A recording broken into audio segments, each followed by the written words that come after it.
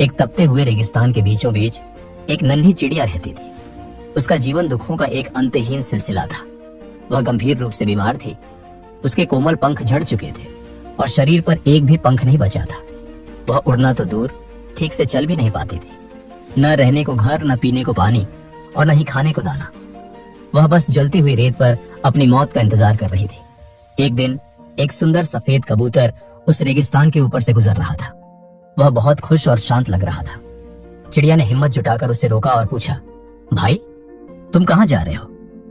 कबूतर ने धीमे से कहा, मैं स्वर्ग जा रहा हूँ, भगवान से मिलने। चिड़िया की आंखों में उम्मीद की एक चमक जागी। उसने हाथ जोड़कर कहा, भाई क्या तुम मेरे लिए भगवान से एक सवाल पूछोगे? उनसे पूछना कि मेरी किस्मत में ये दुख कब खत्म होंगे, मेरे अच्छे दिन कब आएंगे। कबूतर ने उसे सांत्वना दी और उड़ गया।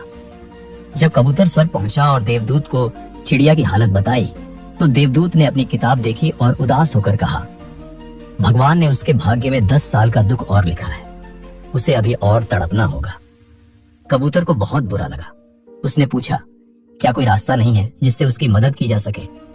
देवदूत ने मुस्कुराते हुए एक रहस्य की बात कही, एक रास्ता है।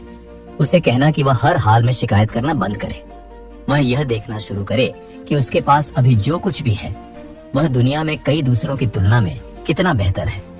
उसे बस हर पल एक ही बोलना है, हे भगवान, इस स्थिति में भी मुझे दूसरों से बेहतर रखने के लिए आपका शुक्रिया।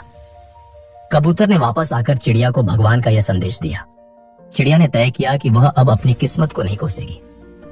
जब वह दोपहर की चुभती हुई रेत पर गिरती तो वह रोती नहीं। वह सोचती, शुक्र है भगवान, मेरे पास अभी भी सांसें हैं, जबकि कई जीव आज इस गर्मी को सह भी नहीं पाए। आपका शुक्रिया। जब उसे भयंकर प्यास लगती और पानी की एक बूंद भी नहीं मिलती तो वह कहती, शुक्र है भगवान, मेरे शरीर में अभी भी इतनी जान है कि मैं जिंदा हूँ और पानी की उम्मीद कर सकती हूँ। आपका शुक्रिया। जब बीमारी से उसका शरीर और कमजोर होता तो वह कहती, हे ईश्वर, आपने मुझे अभी भी सुरक्षित रखा है, जबकि शिकारी पक्षी कितनों को मार देते हैं। जो मेरे पास है उसके लिए आपका शुक्रिया।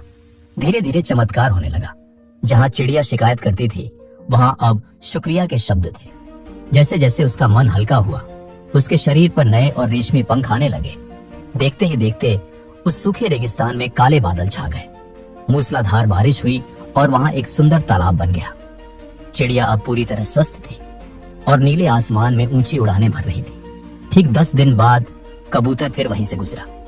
वह अपनी आंखों पर विश्वास नहीं कर पा रहा था। जहाँ रेगिस्तान था वहाँ अब हरियाली थी। उसने तुरंत स्वर्ग जाकर देवदूत से पूछा, आपने तो कहा था उसे 10 साल तड़पना होगा, फिर यह 10 दिन में कैसे मुमकिन हुआ?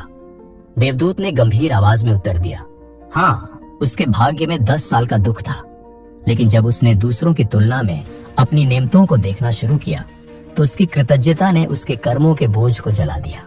शिकायत करना जीवन को भारी बनाता है और शुक्रिया अदा करना जीवन को हल्का। उसने अपनी सोच बदलकर अपनी किस्मत बदल ली।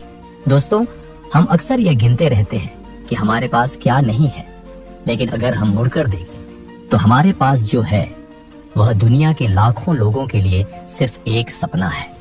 आज से ही अपनी कमियों को नहीं, अपनी खूबियों को गिनना शुरू करें। अगर आपको यह कहानी पसंद आई हो तो इसे लाइक करें, अपने दोस्तों और परिवार के साथ शेयर करें और ऐसी ही प्रेरणादायक कहानियां सुनने के लिए हमारे चैनल को सब्सक्राइब करना ना भूलें।